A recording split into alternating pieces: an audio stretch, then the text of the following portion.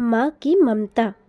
एक दिन Thomas Edison ने स्कूल से घर आकर अपनी माँ को एक पत्र दिया और उसने अपनी माँ से कहा, मेरी टीचर ने मुझे यह पेपर दिया और मुझसे कहा कि इसे केवल अपनी माँ को ही देना। उसकी माँ ने यह पत्र पढ़ा।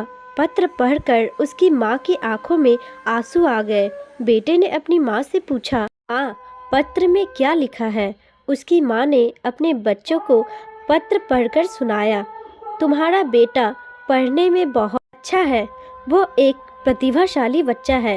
इस स्कूल के टीचर में इतना समर्थ नहीं है जो आपको बच्चे को पढ़ा सके, इसलिए आप अपने बच्चे का एडमिशन किसी दूसरे स्कूल में करवाएं या आप उसे खुद पढ़ाएं। ये सुनकर एडिसन बहुत खुश हुआ। यह पत्र पढ़ने के बाद पत्र को अलमारी में संभाल कर रख दिया और फिर उस दिन के बाद वो अपने बेटे को खुद ही पढ़ाने लगी। उसकी माँ ने मन में ठान लिया था वो अपने बेटे को एक कामयाब इंसान जरूर बनाएगी।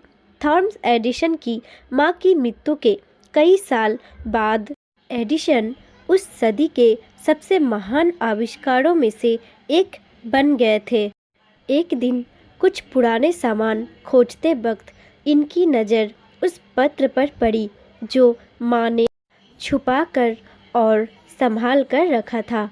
यह वही पत्र था जो बचपन में स्कूल की टीचर ने माँ को देने को कहा था। एडिसन ने पत्र खोला और पढ़ना शुरू कर दिया। पत्र पढ़ते पढ़ते उसकी आंखों से आंसू आने लगे। उस पत्र पर लिखा था, आपका बेटा मानसिक रूप से बीमार है। उसको डॉक्टर की ज़रूरत है। उसकी मानसिक हालत का बाकी बच्चों पर भी असर पड़ता है, इसलिए अब हम उसे अपने स्कूल में नहीं आने दे सकते। उसे निकाल दिया जाता है। हमें खेद है। एडिसन इसे पढ़कर भावुक हो गए और उनको समझ आ गया कि आज वो जो कुछ भी है वो सिर्फ अपने माँ की वजह से। फिर उन्होंने अपनी डायरी पर लिखा, थॉमस एडिसन एक मानसिक रूप से बीमार बच्चा था जिसकी माँ ने उसे सदी का जीनियस बना दिया। एक माँ ही है इस दुनिया में जो अपने बच्चे को सच्चा प्यार करती है और उसके व्यक्तित्व को बनाती है।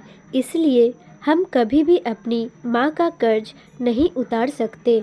दोस्तों, आपको ये स्टोरी पसंद आती है तो एक लाइक, कमेंट और वीडियो को अपने दोस्तों के साथ शेयर ज़रूर करें। साथ ही ऐसे ही अनोखी कहानी सुनने के लिए हमारे चैनल को सब्सक्राइब करना ना भूलें।